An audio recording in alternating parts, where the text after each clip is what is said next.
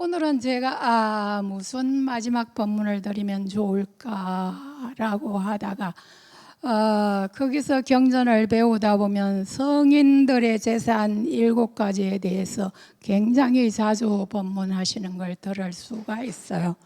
그 법문의 시작이 부처님 당시에 어느 날 부처님께서 제따와나 정사에서 법문을 하시는데, 보통 그때 당시에 풍습이 저녁이 되면 사람들이 꽃과 향과 그 다음에 여러 가지 저녁에 법문을 하시니까 초저녁쯤 해가 지기 전에 출발해서 제따와나 정사 와서 기다리고 있다가 보면 이제 밤 해가 졌을 때인 것 같아요.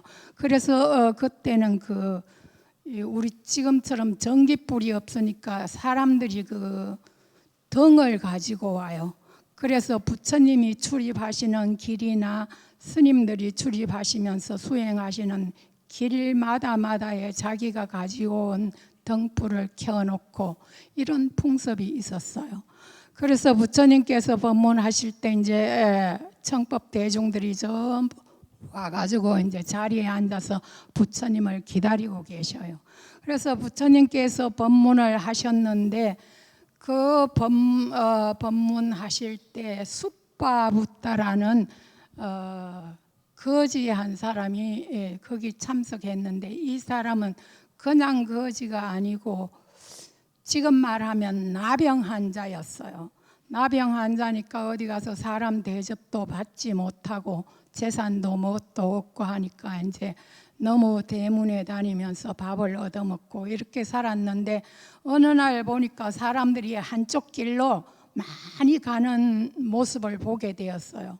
그게 이제 제따와나 정사로 법문 들으러 가는 행렬인데, 사람들이 이렇게 많은 곳에 가면 혹시 먹을 거라도 얻어먹을 수 있을까 하고 그 대중들의 뒤를 따라서 가보니까 제따와나 정사 부처님이 법문하시는 장소까지 도착했어요.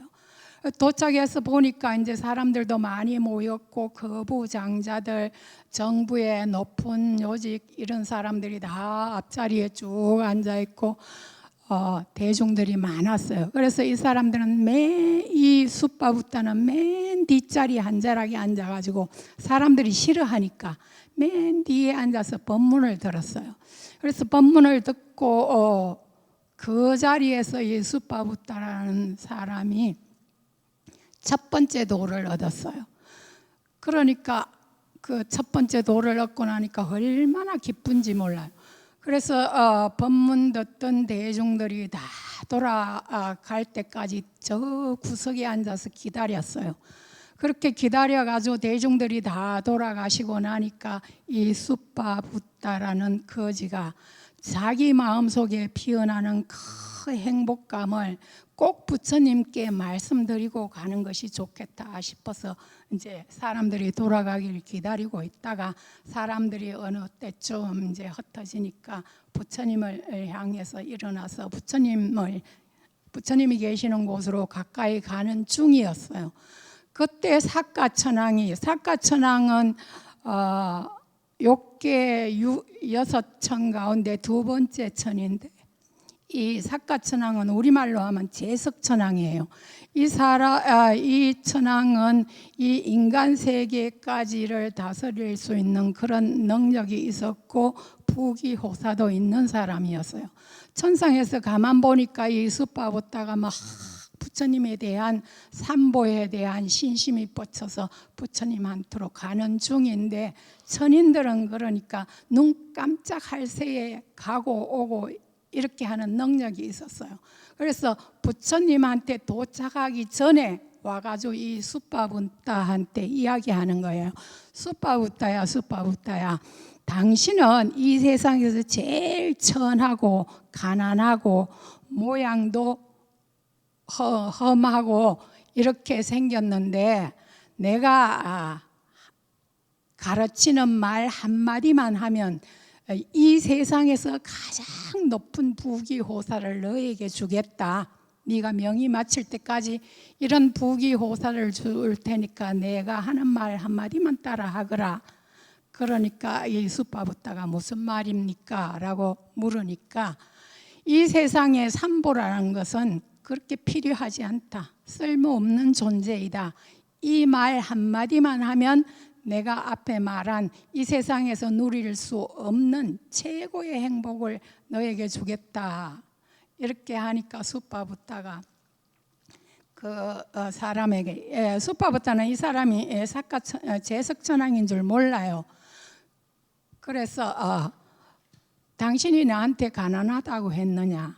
나는 절대로 가난하지 않다. 왜?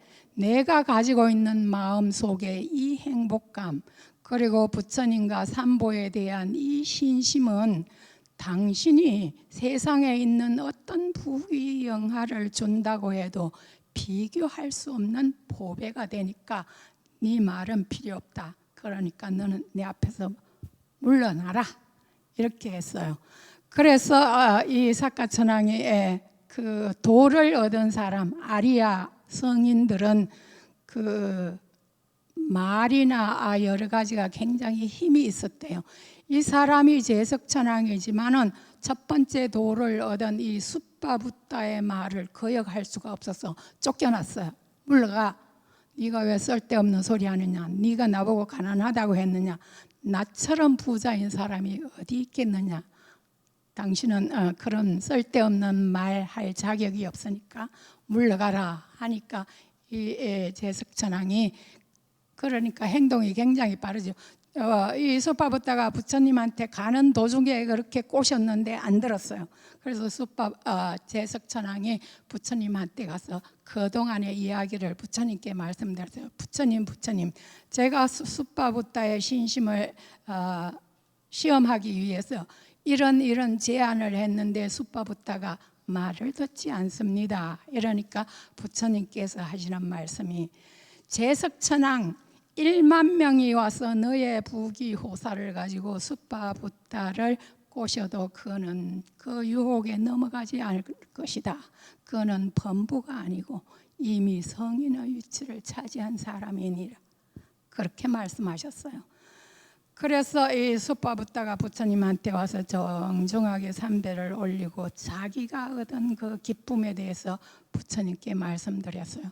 부처님, 제가 이렇게 비루하고 험한 존재이지만은 부처님께서 하시는 법문을 듣고 제가 첫 번째 도를 얻었습니다.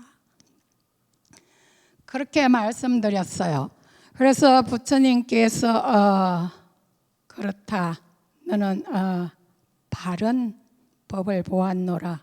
그래서 그 아리아가 된 사람들의 재산, 성인들의 범부들이 아닌 아리아 성인들이 가지는 재산이 7가지가 있는데 너는 그것을 완벽하게 갖추었노라.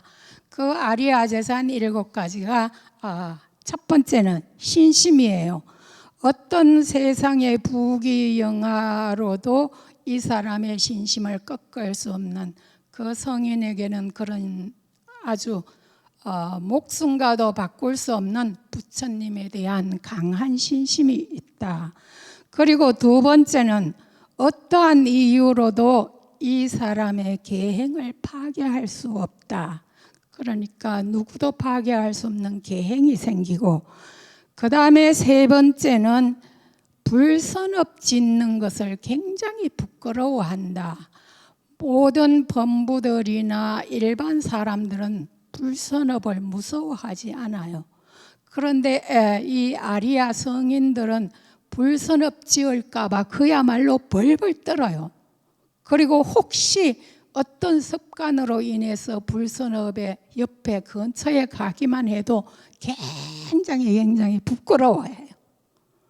그런 재산이 생기고, 네 번째는 불선업 짓는 것을 벌벌 떨면서 두려워해요. 아이고, 내가 이거 지어서 나중에 받을 때 어떻게 하려고?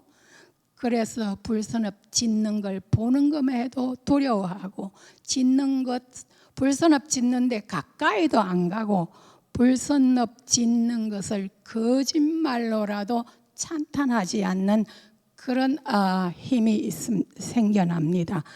그리고 다섯 번째는 경전을 배우거나 법문을 듣거나 어디서 수행한다는 소리를 듣기만 하면 어떠한 어려운 일이 있어도 제거하고 그 법회 장소에, 그 법문 장소에, 그 수행 장소에 가서 같이 하려는, 왜 법문 듣고 수행하고 이러한 것이 가장 큰 선업을 짓는다는 확신이 있었기 때문에 그렇게 법문 듣고 수행하는 장소를 좋아하고 법문 듣기를 좋아하는 그런 재산이 생긴다. 그 다음에 6번째는 할 수만 있다면 널리 보시하기를 좋아한다. 다른 사람이 즐거워하고 설사 나는 조금 힘들더라도 베풀기를 좋아하는 그런 힘이 생기고, 7째는 지혜가 생겨난다. 여러분들 하는 빠냐 있죠? 반야신경. 이렇게 빨리어로 하면 조금 더 그게 악센트가 들어가서 빠냐 이렇게 나오거든요. 빠냐라는 것은 반야, 지혜를 말한다. 이 아리아 성인에게 지혜가 생겨난다. 아, 이것은 이렇구나라는 지혜가 스스로 생겨난답니다. 그래서 이 성인들이 지니는 7가지 재산, 아리아의 재산 7가지가 생겨난다고 하셨어요. 그래서 여러분들이 혹시 나는 도를 얻은 사람이야 라고 큰 소리 치는 분이 있으면은 그럼 이 7가지가 당신에게 생겼습니까? 라고 한번 질문해 보세요. 설사 금방 자기가 알아차리게 안 생겼더라도 불순업 짓는 거 무서워하고 두려워하고 수행하는 거 좋아하고 이런 힘이 점점점 처음에는 범부들의 습성 때문에 안 생기더라도 수행을 하신 분들은 이런 것을 점점 좋아하는 그런 힘이 생겨나기도 합니다. 그래서 혹시 특히 이쪽에서는 저쪽에서는 수행을 얼마 했느니 말았느니 이런 시비가 잘 일어나는 것을 못 보았어요. 근데 한국에 보면은 나는 첫 번째 도를 얻었다, 나는 세 번째 도까지 얻었는데 네가 나를 왜 무시하느냐, 이런 시비가 생기는 걸 가끔 볼 수가 있어요. 그래서 남이 인정하든지 말든지 이러한 능력이 생겼습니까? 라고 서로 법담을 하다 보면은 모르는 사람은 알아지게 되고 시비가 있었던 일들은 해결되어지는 그런 것을 스스로 체득하고 옆에 사람들을 보고 깨달을 수도 있고, 그러니까 법에 대한 시비를 하는 것보다 수행을 하는 것이 훨씬 더 나한테도 너한테도 도움이 된다. 이런 것을 여러분들이 확신하고 있으면은 위파사나 수행을 했는데 잘 못 알아들었지만 수행을 잘 하지 못했지만 이러한 지혜에는 스스로 판단하는 안목이 생길 거예요. 그러면은 많은 시비에서 벗어날 수 있고 법에 대한 확신이 생길 수가 있습니다. 그래서 이 성인들의 이러한 재산 7가지, 이러한 것에 대해서 여러분들이 확신을 가지고 이해를 하셨으면 좋겠습니다. 그래서 이 숫바붓다는 기분이 아주 좋아가지고 부처님께 삼배를 울리고 물러났어요. 그래서 물러났는데 제따와나 정사를 벗어난 곳에서 인도 지방에 가면은 그냥 주인 없는 소들이 많아요. 길에서 다니고 떼거리로 다니고, 특히 시장 같은 데 가보면은 그 소들이 우리말로 하면 그 걸식을 해요. 이 가게 가서 우리가 인도 여행 다닐 때 보면 이제 막 옥수수 살라고 우리가 대기하고 있는데 옥수수 장사가 옥수수 껍질을 벗겨가지고 이제 숫자를 세가지고 우리한테 이제 팔아야 되는데, 그 팔 때 소가 한 마리 와서 기다려요.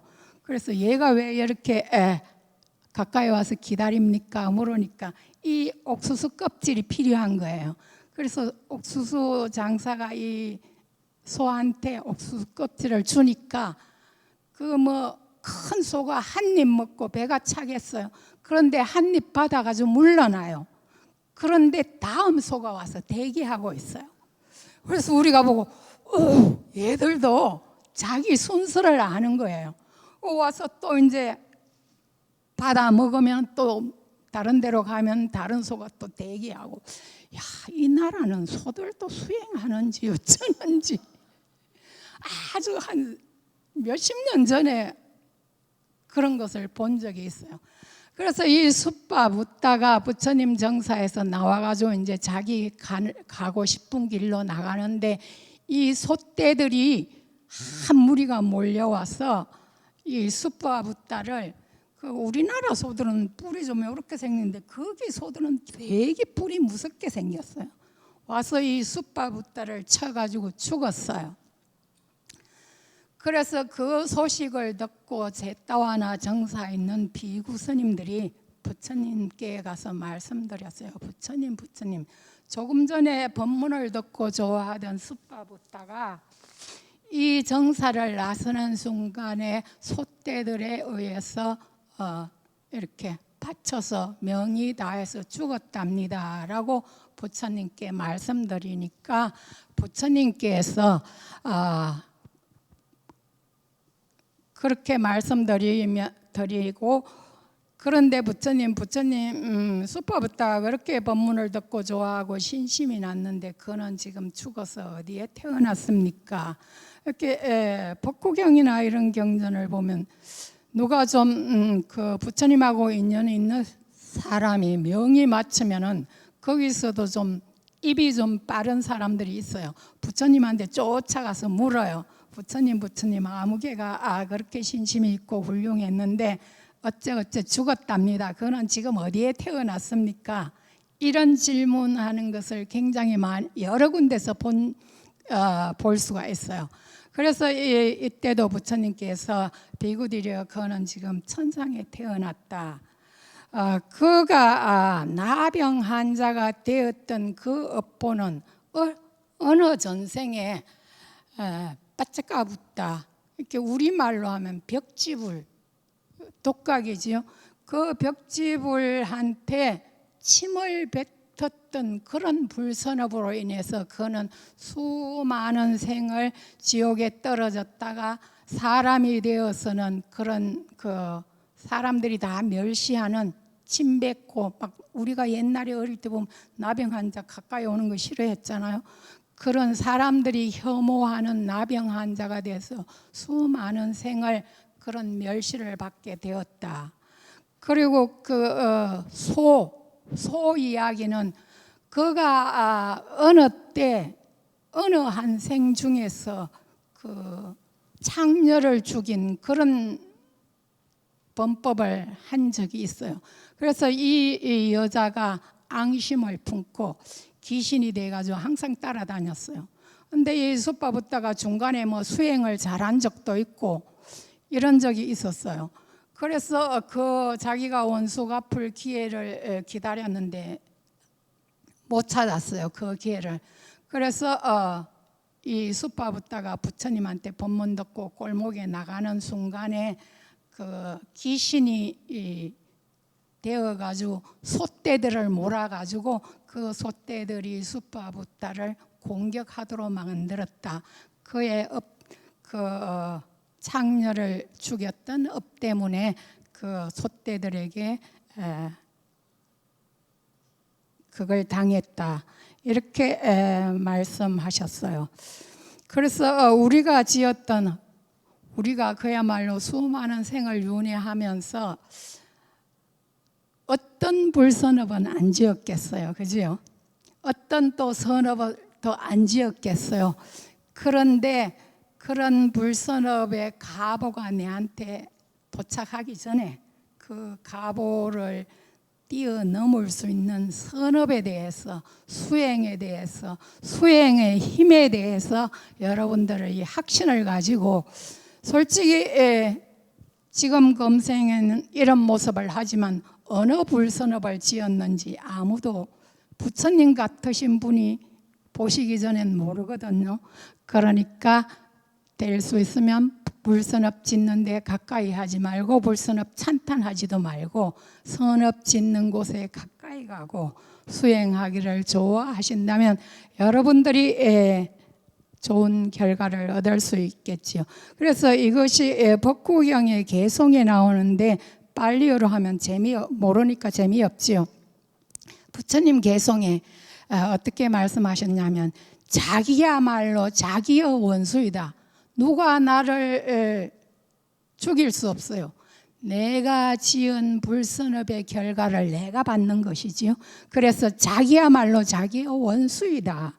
어리석은 자들은 지혜가 부족하여 함부로 행동하여 악행을 저질러서 마침내 그 악행의 가혹한 결과를 자기 자신이 받게 한다. 그렇게 개송을 설하셨어요.